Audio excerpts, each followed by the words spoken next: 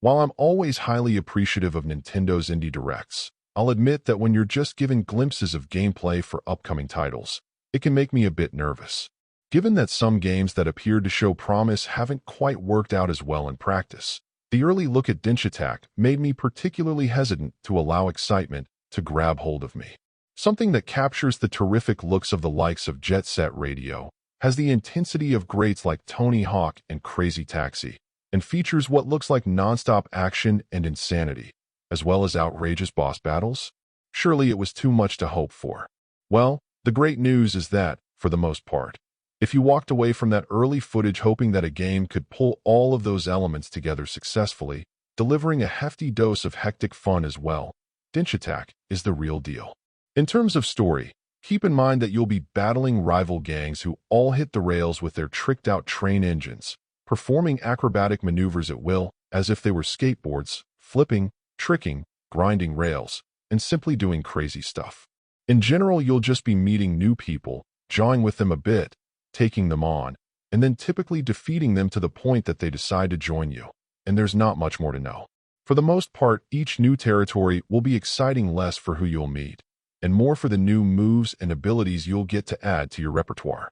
It can be surprising that even quite a lot further in, you'll still have new things to master, and since the tracks you're working tend to be cumulative in what they demand, your work will be cut out for you to be on top of it all.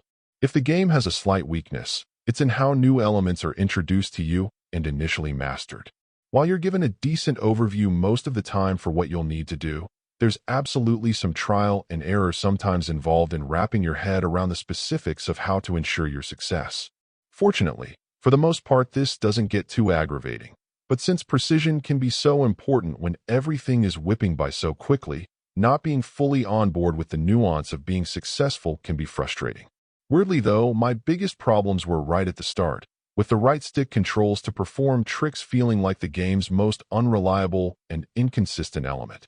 Struggling to get the timing and precision of the various swipes needed to execute more complex tricks, I actually got held up for a little while just in the tutorial for them itself. And while I was fine once I was in the proper game, I'll admit that I tended to flail quite a bit and just hope for the best rather than have any specific strategy in mind, since I never really found consistent success with those controls. All that said, this really does feel like it manages to take the excitement and insanity of games like Tony Hawk, Crazy Taxi, and others, put it on rails, and then consistently keep the intensity of pretty well every moment from ever dipping below an 8. The result is hectic, sometimes outright insane when it comes to boss fights in particular, and simply a load of fun that kept me coming back for more. Throw in what feels like a steal of an asking price for so much goodness, and it's an even sweeter deal. Overall, my final score for the game ended up being a 8.9. And if you're interested in picking it up, it's currently available on the Switch eShop for $19.99. Thank you for taking the time to listen to this review. And if you'd like more information or ideas of indie games worth checking out on Switch, be sure to click on the link provided in the description. Until next time,